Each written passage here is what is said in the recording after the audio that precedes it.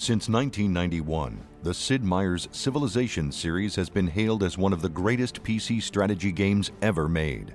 This September, the flagship of the series returns, Sid Meier's Civilization V. With an all-new game engine and lush, incredible graphics, Civilization V earns its position as the ultimate strategy game experience and the finest civilization ever developed. In Sid Meier's Civilization V, players strive to become ruler of the world by establishing and leading a civilization from the dawn of man into the space age, waging war, conducting diplomacy, discovering new technologies, going head-to-head with some of history's greatest leaders, and building the most powerful empire the world has ever known. What if you were conquering the entire world, building a civilization to stand the test of time? All these cool things we could include. Technology, history, military conquest, politics, culture, diplomacy.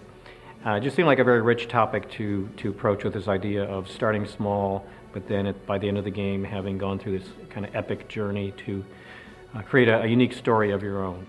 Sid Meier's Civilization V introduces ultra-realistic graphics that showcase the thriving landscapes for you to explore, battle over, and claim as your own. Art Deco influences and touches abound in the menus and icons, creating an inviting presentation loaded with style.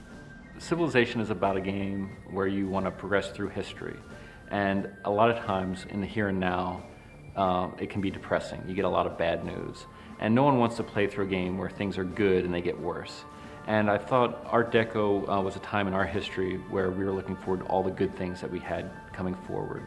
And we wanted to present that style as a way to have a very optimistic view about playing through history. And always looking forward, hope, optimism, that sort of thing.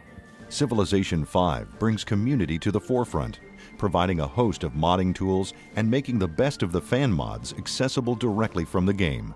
The Civ community has been pretty much vital to the development of this Civ and previous Civs. They are the driving force behind Civ, I would say. Yeah, we really want to bring modding more to the forefront of the Civ experience. We found in Civ 4 that it became a big part of the community and a big part of what made the game so strong. And we really wanted to feature that, so maybe more casual players would be more aware of the mods and more able to become involved. Gamers can compete with Civ players from all over the globe via the internet or compete locally in LAN matches. An in-game community hub allows gamers to share scenarios, brag about scores and achievements, and even visit top Civ fan sites without ever leaving the game. Multiplayer's always been important to Civilization V. I mean, there's just a huge audience out there of people playing constantly, especially in Civilization 4. There's entire communities built around having tournaments, even, what is it now, 4 or 5 years since the release of the last one? Yeah, 5. It's huge, and they have these sites that have modded the game in such a way that all the reporting comes straight into the websites. It's just ongoing, so extremely important. Because you are working with another opponent, another human will always be able to outthink even the best AI. They'll make mistakes and the AI won't. Or they'll just do things that really logically have no sense, but you have no way of anticipating. And so you really need to be on your toes even more because it can be so unpredictable game for game. Sid Meier's Civilization V features an intuitive interface and ingenious scalability, offering both casual and fully detailed in-depth gameplay options. So we want to make sure we kept the same amount of depth as you would see in Civ 4 and really make a game that had that in mind and kept that tradition alive.